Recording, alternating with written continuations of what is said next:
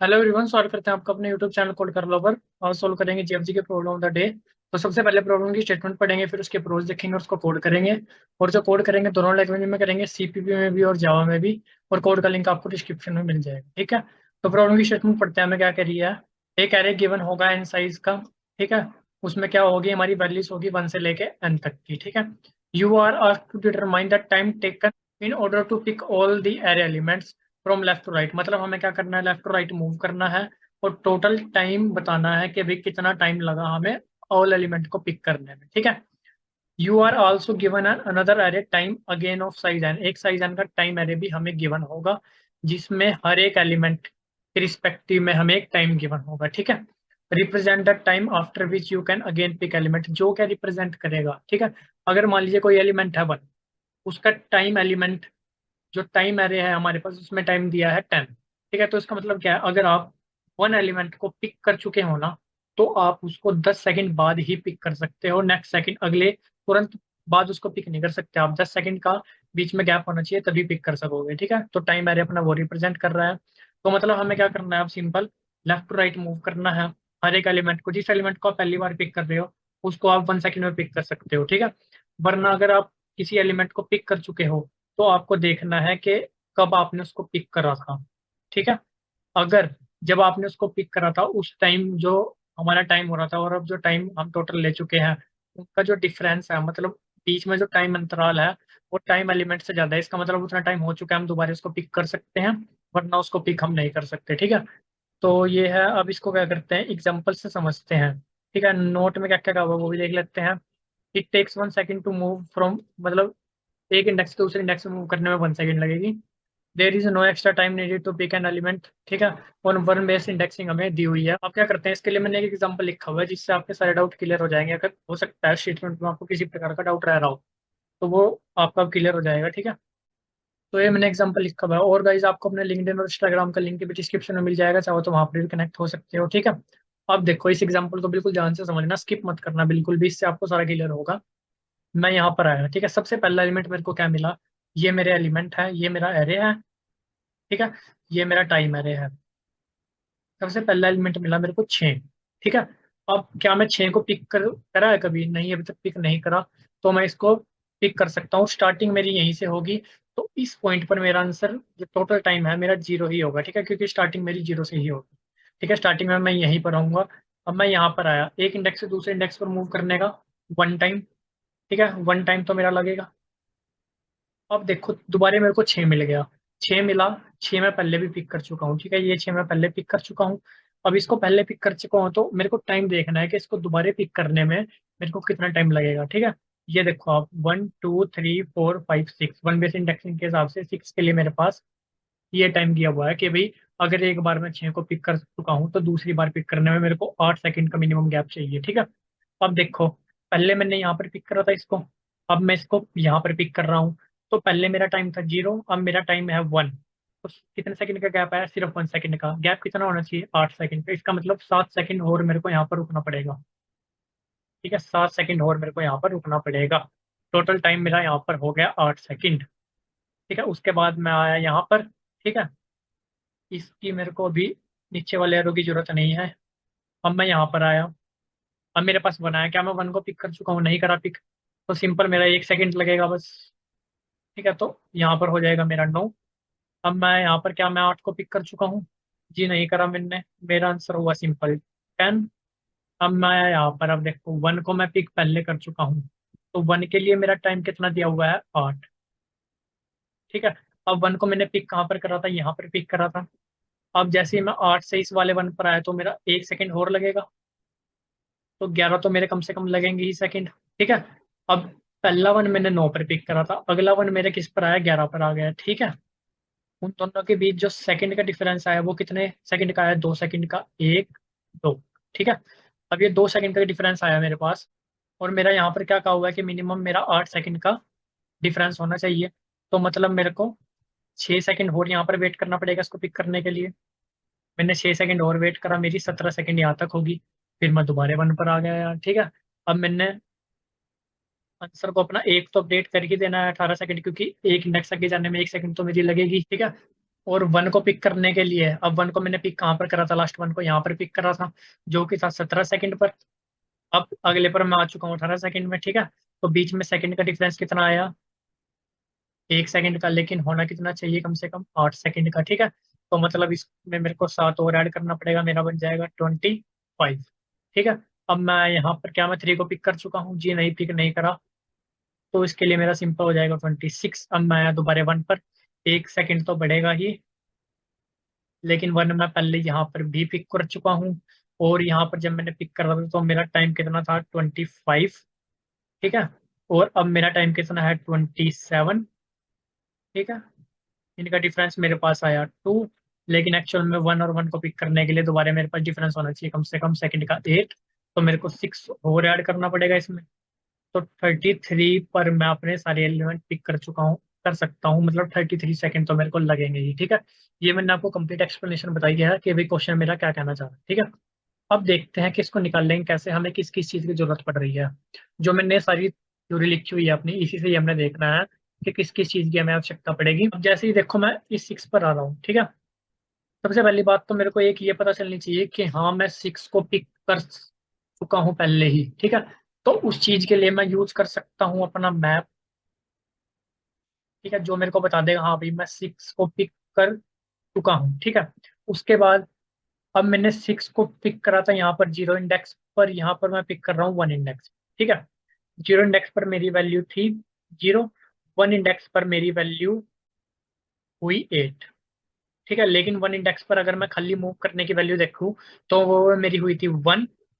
उसके बाद मैंने क्या देखा था कि उसकी वैल्यू मेरी कितनी होनी चाहिए, कम से कम 8 का डिफरेंस होना चाहिए दोबारा 6 को पिक करने के लिए, फिर मैंने 7 ऐड कर, ठीक है। तो इसका मतलब मेरे को पता होना चाहिए कि भाई हाँ, जो मैंने अपनी लास्ट जो सेम एलिमेंट को पिक किया है वो किस इंडेक्स पर पिक किया है, और उस टाइम जो मेरी वैल्यू थी वो क्या थी। जैसे कि अगर मैं यहाँ की बात करूँ, यहाँ पर मेरा 25 को आपने 27 में से माइनस करा था ना, तो आपको पता होना चाहिए कि भाई आपने जब ये वाला वन पिक किया था तो आपकी वैल्यू 25 थी, और जब आप ये वाली वैल्यू पिक कर रहे हो तो आपकी वैल्यू 27 है। फिर आपको क्या देखना है कि भाई एक्चुअल में मेरा डिफरेंस आ रहा है 2, लेकिन मेरा मिनिमम डिफरेंस तो 8 होना ही चाहिए पिक करने के लिए, तो मैं फिर अपने आंसर में 6 और ऐड करूँ, ठीक है। तो मतलब एक तो आपको पता होना चाहिए कि भाई आपने एलिमेंट किस इंडेक्स पर पहले पिक करा, और उस टाइम आपकी वैल्यू क्या थी। तो आप क्या कर सकोगे, उस वैल्यू को लेके और जो करंट वैल्यू को लेके उसका आप डिफरेंस निकाल के पता लगा सकते हो कि आपका टोटल कितने सेकंड बीच में है। फिर आप उसको कंपेयर कर सकते हो इस टाइम वाले सेकंड से कि हाँ उतने सेकंड है, अगर नहीं है तो उतने सेकंड मेरे को और जितने बचे हुए सेकंड है वो वेट करनी पड़ेगी, ठीक है। तो मतलब मैं आपको बताऊं अगर मैं किस तरह से कर रहा हूँ इस क्वेश्चन को। अब मैं क्या कर रहा हूँ, एक तो मेरे को पता होना चाहिए कि वैल्यू पीछे आ चुकी है, और एक मेरे को पता होना चाहिए कि भी उस टाइम मेरी वैल्यू क्या थी, ठीक है। तो मैं क्या करता हूँ, 2 मैप ले लेता हूँ, ठीक है। सबसे पहला मैप मैं क्या लेता हूँ कि मैंने अपना यहाँ पे लिया, दूसरा मैप मैंने अपना यहाँ पे ले लिया, ठीक है। अब मैं क्या करता हूँ, जैसे मेरा 6 आया ना सबसे पहले, तो अब मेरा 6 पहले नहीं आ चुका, तो मैं इस मैप में 6 की एंट्री मेरा 0 इंडेक्स पर आ चुका है, या वन बेस इंडेक्सिंग की अगर मैं बात करूँ तो 1 पर आ चुका है, ठीक है। और इस टाइम 6 के टाइम पर मेरी जो आंसर है, मतलब 1 इंडेक्स पर जो मेरा आंसर है वो मेरा है 0, ठीक है। इसमें कोई दिक्कत नहीं हुई, 1 इंडेक्स पर मेरा आंसर 0। अब मैं यहाँ पर आया, अब मैं क्या चेक करूंगा, क्या इस वाले में मेरा 6 प्रेजेंट है। जी हाँ प्रेजेंट है। अब अगर वो प्रेजेंट है तो वो किस इंडेक्स पर प्रेजेंट है और उसकी वैल्यू क्या है, ठीक है। मैं निकाल लूंगा सिंपल, मेरा 1 इंडेक्स पर प्रेजेंट है और 1 इंडेक्स पर मेरी वैल्यू थी 0। अब मैं क्या करूंगा, यहाँ पर मूव करने के मेरे को 1 सेकंड तो लगा ही, ठीक है। और मैं देखूंगा कि भाई इस 6 के लिए मतलब इंडेक्स 0 1 2 3 4 5, वन बेस इंडेक्सिंग के हिसाब से 6, ठीक है। इस 6 के लिए जो मेरा टाइम वो मिनिमम 6 तो होना, मिनिमम 8 तो होना ही चाहिए। तो मैं क्या करूंगा, 8 में से अब मेरा टाइम क्या हो चुका है, 0 से 1। यहाँ पर मैंने पता लगा लिया, पहले मेरा टाइम 0 था जहाँ पर मैंने 6 को पिक किया था, अब मेरा टाइम 1 हो चुका है। तो मैं क्या देखूंगा कि भाई अब मेरे को 7 सेकंड और यहाँ पर वेट करनी पड़ेगी, तो मतलब इंडेक्स, अब मैंने 6 को किस इंडेक्स पर पिक करा, वन वे इंडेक्सिंग के हिसाब से 2 इंडेक्स पर पिक करा, और उसकी वैल्यू कितनी हो चुकी है 1 मूव करने के लिए, उसकी वैल्यू मेरी हो चुकी है 8, ठीक है। इस तरह से मेरी कंपटीशन हो रही होगी। अब मेरा 1 आया, मैं चेक करूंगा क्या इसमें 1 प्रेजेंट है, 1 प्रेजेंट नहीं है। मैं इसमें 1 को प्रेजेंट कर दूंगा, 1 2 3, 3 इंडेक्स पर वन बेस इंडेक्सिंग के हिसाब से, ठीक है। आया 8 पर, 8 को इसमें प्रेजेंट कर दूंगा। आया 1 पर, ठीक है। 1 अब मैं चेक करूंगा, 1 मेरे इसमें प्रेजेंट है। प्रेजेंट है तो किस इंडेक्स पर प्रेजेंट है? 3 पर। साथ के साथ मैं यहाँ पर भी अपनी वैल्यू अपनी क्या करता चल रहा था, चेंज करता चल रहा था। अब मेरा यहाँ पर जो 6 आया था दोबारा 2 पर आया था, तो 2 पर मेरी वैल्यू हो गई थी 8, ठीक है। 3 पर मेरी वैल्यू हो गई थी, सिर्फ 1 सेकंड मूव करने के लिए लगी। 4 पर मेरी वैल्यू हो चुकी थी, सिर्फ 1 सेकंड मूव करने के लिए लगी, ठीक है। अब 5 पर आया मैं, तो मेरे को पता चला कि 1 मेरा कहाँ पर प्रेजेंट था, 3 पर। 3 पर मेरी वैल्यू थी 9, ठीक है। लेकिन अब मैं जैसे ही 5 पर आ चुका हूँ, मतलब 4 से 5 पर आने की 1 सेकंड तो मेरे को लगेगी। 4 की वैल्यू मेरे पास 10 थी, मतलब 11 - 9 मेरे पास एक्चुअल तो आया 2 सेकंड का गैप। लेकिन गैप कम से कम 1 के लिए कितना होना चाहिए, 8 सेकंड का।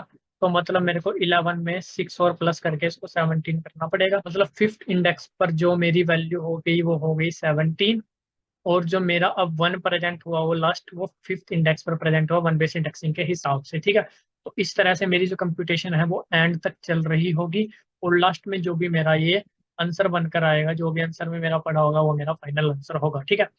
अब क्या करते हैं, इस चीज की टाइम और स्पेस कॉम्प्लेक्सिटी की बात कर लेते हैं। मैं क्या कर रहा हूँ, सिंपल एक ट्रैवर्स कर रहा हूँ। टाइम कॉम्प्लेक्सिटी हुई मेरी ऑफ एन।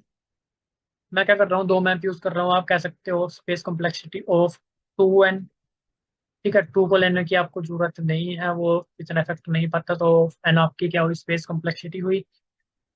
अब क्या करते हैं, इसी चीज को इम्प्लीमेंट कर लेते हैं। 2 मैप हमें बनाने हैं और सिंपल अपने जो एरे है उसको ट्रैवर्स करते हुए चलना है, ठीक है। मैं क्या करता हूँ, यहाँ पर अनऑर्डर्ड मैप बना लेता हूँ अपने दो, ठीक है जी। एक तो बना लेता हूँ, एक MM2 बना लेता हूँ। ये मेरे बन गए दो। उसके बाद मैं एक अपना आंसर ले लेता हूँ। अब मैं आंसर को -1 से लेता हूँ। -1 से क्यों लिया? पहले इंडेक्स पर आपकी वैल्यू 0 होगी, क्योंकि पहले पर आप इनिशियली प्रेजेंट हो गए, ठीक है। जैसे ही आप फॉर लूप रन करोगे, तो हर एक बार आपको आंसर को प्लस प्लस करना पड़ेगा, क्योंकि हर एक इंडेक्स पर मूव करने के लिए आपको 1 सेकंड तो लगेगा ही। तो जैसे ही आप पहले इंडेक्स पर आओगे, -1 से आपका आंसर 0 ऑटोमेटिकली हो जाएगा, ठीक है, जो कि 0 ही होना चाहिए। तो उसके बाद मेरे को क्या करना है कि क्या मेरा कोई एलिमेंट पहले आ चुका है या नहीं, मतलब मैं उसको पहले पिक कर चुका हूँ नहीं, वो मेरे को कैसे पता चलेगा? अगर में एरे ऑफ आई की कुछ वैल्यू है या नहीं है, ठीक है, एल्स लिखने की जरूरत नहीं है। अगर में उसकी कुछ वैल्यू है तो वो पहले आ चुका है, तो हमें अलग कंप्यूटेशन करनी है। अगर वो पहले नहीं आ चुका है तो सिंपल, अब तो वो आ चुका है। अब अगर वो आ चुका है तो किस इंडेक्स पर आ चुका है, ठीक है। साथ के साथ इस इंडेक्स पर जो मेरा आंसर है वो क्या है। अब मेरा दोनों एरे अपने, ये MM2 है, दोनों बनते चल रहे हैं। ये इंडिकेट कर रहा है कि कोई एलिमेंट मेरा आ चुका है तो किस इंडेक्स पर आ चुका है। और ये इंडिकेट कर रहा है कि किसी इंडेक्स पर, वन बेस इंडेक्सिंग की बात कर रहा हूँ मैं, किसी इंडेक्स पर मेरा आंसर क्या था, ठीक है। जो मैंने आपको पीछे अपने एक्सप्लेनेशन में बताया। अब अगर कोई एलिमेंट अक्कर हो चुका है तो यहाँ पर देखो हमें क्या करना है, ठीक है। अगर कोई एलिमेंट अक्कर हो चुका है तो हमें देखना है कि वो किस इंडेक्स पर पहले अक्कर हुआ था, वहां पर मेरा आंसर क्या था, यहाँ पर जो मेरा आंसर है उनका डिफरेंस कितना, ठीक है। सबसे पहले तो मैं एक टेम्प ले लेता हूँ।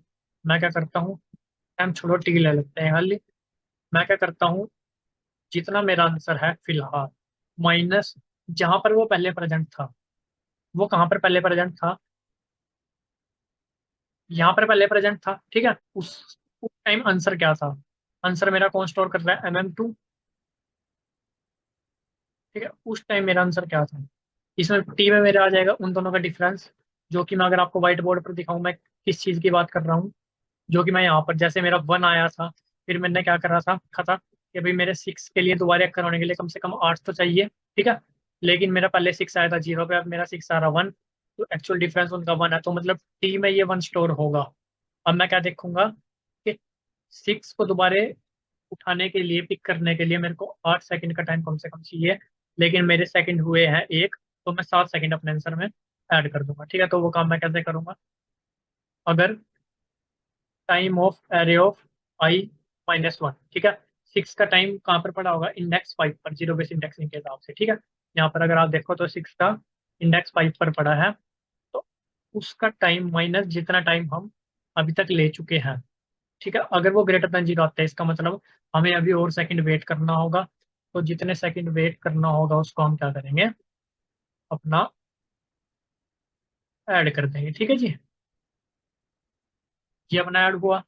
उसके बाद हम लास्ट में क्या करेंगे, सिंपल अपना रिटर्न आंसर। अब क्या करते हैं, इसको एक बार चलाकर देख लेते हैं। ठीक है, सिंपल कुछ नहीं कर रहे हम, क्या कर रहे हैं, पहले आ चुका है या नहीं आ चुका है, अगर आ चुका है तो किस इंडेक्स पर आ चुका है, उस इंडेक्स पर वैल्यू क्या थी, टोटल हमने कितने सेकंड हुए, टी में आ गया टोटल कितने सेकंड हो चुके हैं लास्ट पिक करे हुए को।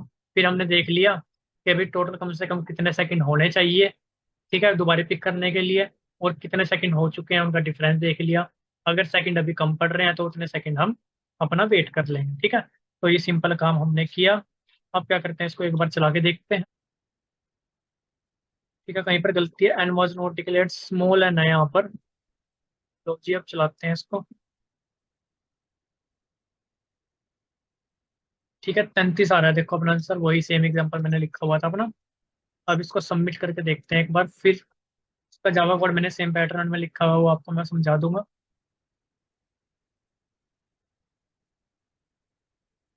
ये हुआ अपना सबमिट। अब इसका जावा कोड दिखा देता हूँ, मैंने सेम पैटर्न में लिखा हुआ है, एक बार एक्सप्लेन कर देता हूँ आपको। ठीक है, ये मैंने क्या लिया, मैंने दो मैप लिए। यहाँ पर मेरे को आंसर लॉन्ग रिटर्न करना है, तो इसलिए यहाँ पर मैंने इसमें लॉन्ग ले लिया। ठीक है, क्योंकि ये आंसर को स्टोर कर रहा है कि इस पॉइंट पर मेरा आंसर क्या है। तो उसके बाद आंसर मैंने ले लिया -1 से, अपना सिंपल एक एक स्टेप तो मेरा ऐड होगा ही, एक एक सेकंड तो मेरी ऐड होगी ही। अगर कोई वैल्यू मेरी पहले प्रेजेंट होती है तो क्या करना है, पहले जब वो प्रेजेंट थी उस टाइम और इस टाइम का डिफरेंस, मतलब कितने सेकंड हो चुके हैं उसको पहले पिक करे हुए, और कितने सेकंड कम से कम होने चाहिए तो चेक कर लो। अगर अभी सेकंड और रिमेनिंग है तो उतने सेकंड वेट कर लो, उसको आंसर में ऐड कर दो। ठीक है, ये सिंपल हम क्या कर रहे हैं, अपना पुट कर रहे हैं अरे में किसी की भी अकरेंस के भी कोई एलिमेंट हमारा आ चुका है, और ये हम क्या कर रहे हैं, अपना किसी पॉइंट पर हमारा आंसर क्या है, किसी इंडेक्स पर हमारा आंसर क्या है, वही सेम काम कर रहे हैं। ठीक है, अब क्या करता हूँ, मैं आपको इसको भी चलाकर दिखा देता हूँ एक बार, सबमिट करके दिखा देता हूँ इसको भी आपको।